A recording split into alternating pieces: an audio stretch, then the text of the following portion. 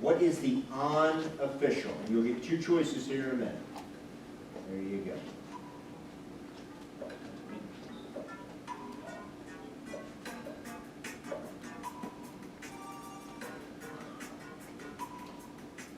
Now, everybody answered. I don't know if I can.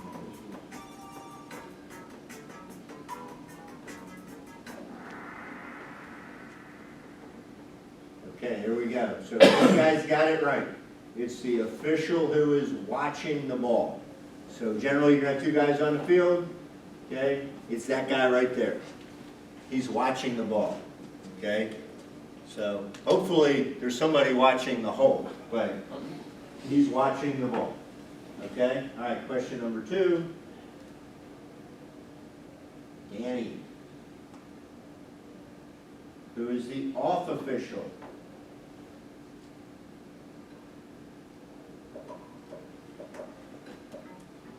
Oh, he definitely made the timing too long. How did we get 8 answers? Did he count?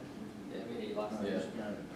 All right, 8-0. The official who is watching the action away from the ball. There's Jason Parks. Okay, the ball's over here somewhere. He's watching something going on down here. Off official. Okay, and we'll learn when we do mechanics that we switch on and off. Okay, so we should be watching the ball. So we should be watching the inmates. Okay, Danny is lead. Ben's closing. Here we go. What is the lead official?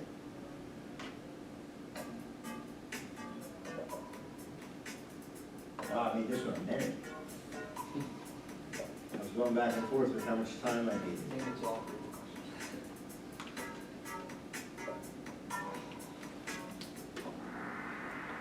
Okay, here we go. All right, so starting to see a couple wrong answers, but primary responsibility of the lead official, okay, is the goal area and the end line. So if you look there, our official, it's kind of neat, he's with the goal, he's kind of ahead of the action, he's the lead guy, okay? He's watching what's going on here, he's going to be watching the crease area. All right, next. Hey, you still got a tight race here. What is the trail official?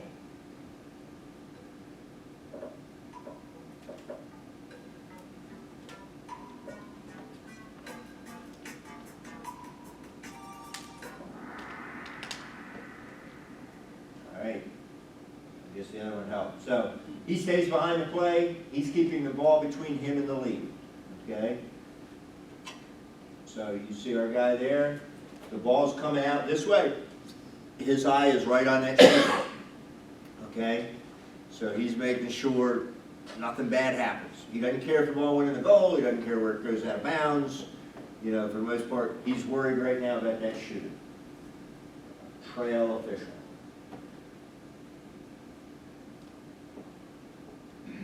Okay, what is the transition count?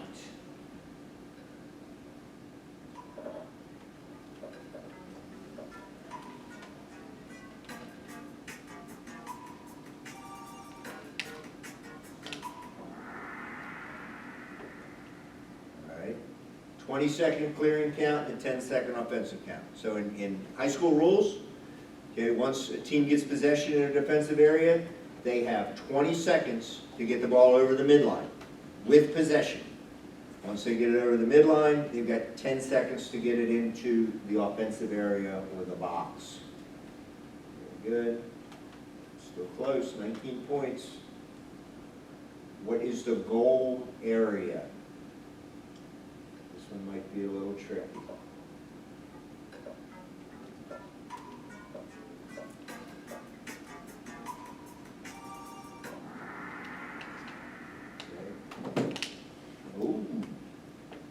It is the 35 by 40 area around the goal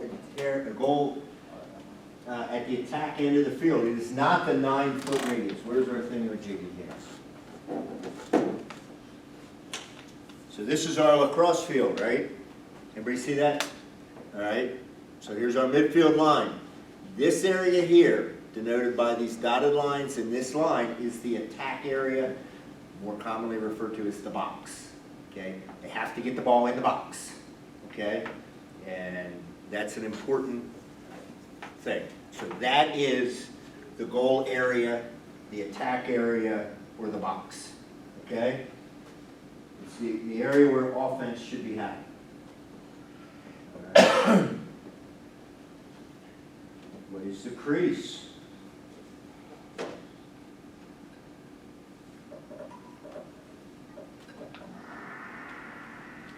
See? Yep. That's the 9-foot radius circle around the goal. Okay? So the crease is an area, and we'll talk a lot about what that crease means. It's important. Different things happen around a crease and happen other places in the field. The goalie in the crease has certain privileges, rights, and all of that. All right, what is GLE? Is it the goal line extended, or is it great lacrosse effort? It's the goal line extended. So if we look here, it's not a good picture. So GLE, it's usually a fairly imaginary line. Sometimes, depending on the turf field you're on, but it's the line that would run right through the goal line, which is this little line here. That should be the area between the pipes of the goal. Okay? GLE. All right? And that's going to be important for you mechanically. You know, when the lead is below GLE, what should the trail be doing? Where should we be in perspective to GLE? Okay. Next. What are the alleys? So you'll hear a lot of talk about the alleys.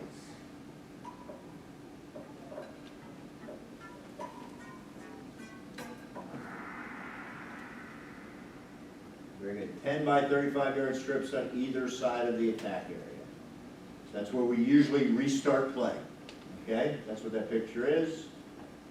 Good. Can you show us on the board real quick? So when you have your goal area, your attack area, your box, these are the alleys. Okay? And there's some important things that we'll learn about the alleys as we go on. Generally, what happens in the alley, it's a place where we restart after, some kind of defensive penalty in here. Okay, we always bring the ball out to the alley. Okay, kind of makes it fair and all that. There's a couple other things with the alley when it comes to, not really in high schools. Because they got to get it in the box. Yeah, so in college, this line is important because when you have the ball, you have to be below that line, but you can be in the alleys to call a timeout. In high school ball, you just have to have the ball anywhere. All right. Next, what is a play on?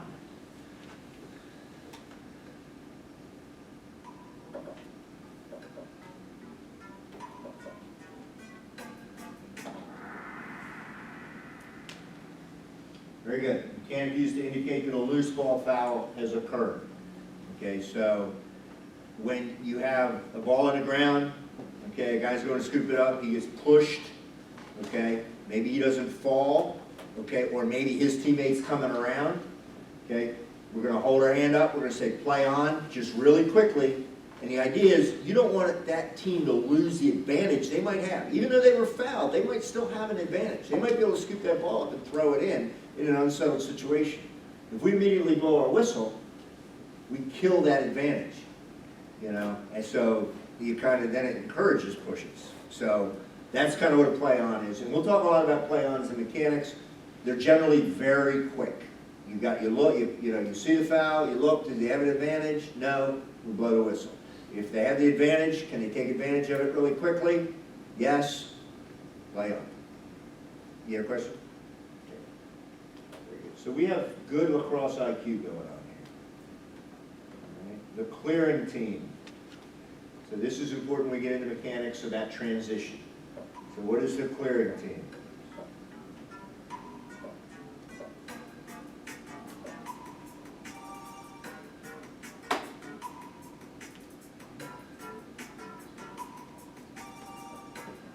the ones where we have to put a little more thought into it.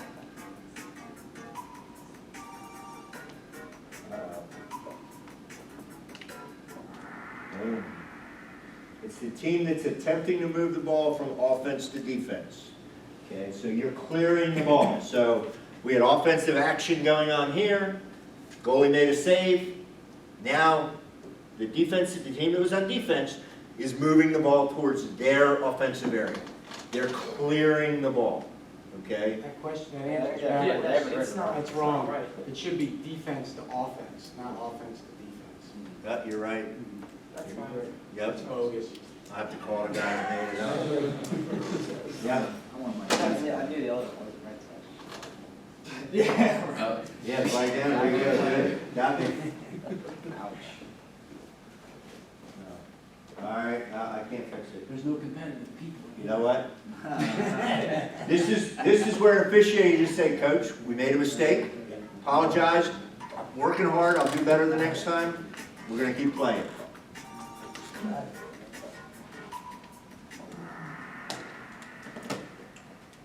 Okay, now I didn't mix this one up, I double checked. Okay, so back to the board. So, the riding team, okay, during a clear attempt, the team that's not in possession. They're the unfortunately, I can only write, it's just like a freaking tweet. I can only write so many characters. So I'm trying to write just right. That's probably why I messed the other one up. But they're trying to get the ball back. Whatever, they just lost possession. They're riding to get the ball back. Okay? And they're trying to do a number of things. They're trying to cause a turnover. They're trying to keep the team from getting the ball over midfield, getting the ball in their offensive box. Okay, so just, let's see if I use the right image. So here you go. You have transition going on, okay? The guy from Hopkins has the ball, he's running. These guys are riding. And dude, I don't know, man, I'd be scared. Even if I was 6'2", 220, you know, clearing attackman, or clearing midi, I'd be pretty tough. This guy's about to take my head off, and everybody's yelling, man on, man on. I'd probably just give the ball to the other team and run. How does the term, where do they come up with riding then? I think you're riding, you know, you're riding them. I don't know, you know, I don't know the exact terminology, You're but shadowing, you're trying to get them to drop the ball. It seems like there might be another term, maybe. probably goes back somewhere. It's always legally. Yeah. You're right, you know, you're kind of on their back. You know, maybe like it goes to rodeo, you know, a bucking bronco, you know, you're trying to ride the bronco out and break the bronco. All righty. It is still in the lead. In home. I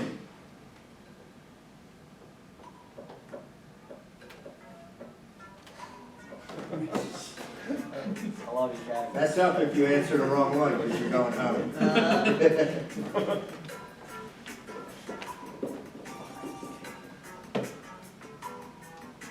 Or if you're thinking about it, number 8. Uh-oh. 4, 3, 2, 1. Player designated to serve a penalty on a coach or other player. So there's time, if the coach gets a penalty, a time-serving penalty, okay, then, you know, somebody's got to serve the penalty. I mean, you can't put the coach in a box because then you wouldn't have the advantage you want to get. So there's a guy designated as the in-home, and there's a certain process to doing it. He's got to be a starting attackman, and when you look at the scorebook, he's the first attackman listed in the book. So when you look at the lacrosse scorebook, attack is on the, your starters are on the top, your starting attackman or first guy. First guy in the book is in-home. We ask the coach, who's your in-home? We write it down. At the beginning of the game, we do a lineup. We check and make sure that you have the in-home. The in-home serves penalty on the coach, serves penalty on an injured, no, he doesn't serve on an injured player necessarily. On an ejected player, okay? If you, the bench players, if you can't tell. who Yeah, it is. or, you know, you just forgot the number, you know? You say, hey, I got, you know, slashing on number 21, blue. And you go, we don't have 21, we got 13 guys and 13 numbers, you know, and we don't have 21. And then you can't figure it out. Best thing, okay, we're gonna be in-home serve. And it really doesn't matter, you know, because that's an attackman anyway. And when, you know, you're man down, you're more worried about having a good defensive players on the field. So, But we do check and make sure, because some coaches are slick and they'll put the guy with his arm in a sling, you know, so he's, I tried to get that in there, couldn't get it. Bobby has jumped into the lead then. That's a fun thing with smartphones. All right, here we go. Two more quick. Possession. This is gonna be an important term. We're gonna talk about it a lot.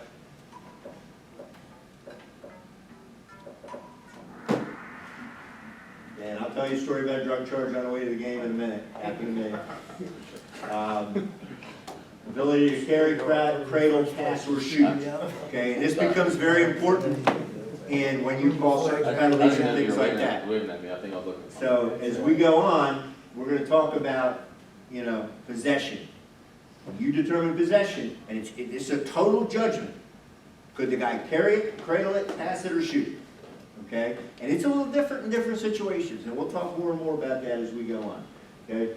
Player gets a drug charge on the way to the game, at a game last year.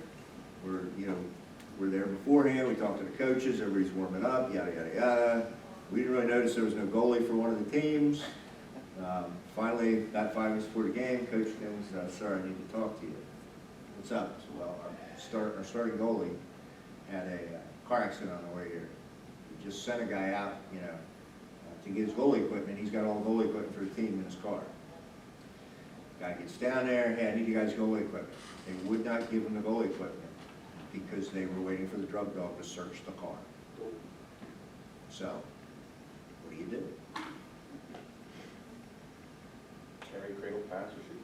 Yeah, no. So basically what happened was, just talked to both teams. Luckily, it was a game, the outcome was decided long before. The other team had 3 goalies. You know, the poor kid, the third string goalie, had to give up his equipment to another player on the other team. So that poor kid who was gonna play that day, that was his day to play, he had to give up his equipment. And the game ends up being a forfeit. Well, I guess we didn't forfeit it, but. So, that has happened. Player gets a drug charge on the way to games. All right, last one. Flag down. I already got one.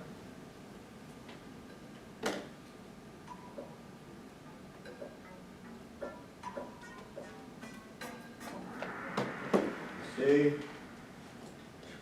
Okay. Term to indicate that a time-serving foul has occurred. This is a very important concept. So whenever we have a penalty where we're going to have time serving, we throw our flag really, really high in the air, and every official should yell, "Flag down." And you make sure you keep yelling it. So if the penalty happens in a transition situation, you're yelling "flag down" when they get the ball in the box and they're on offense. Okay? It's important to communicate because teams do different things when there's a flag down. There's nothing worse than there's a flag being down, all of a sudden the coach for the team with the ball calls timeout. You're stuck. I didn't know there was a flag down. So that's important. All right. Let's see.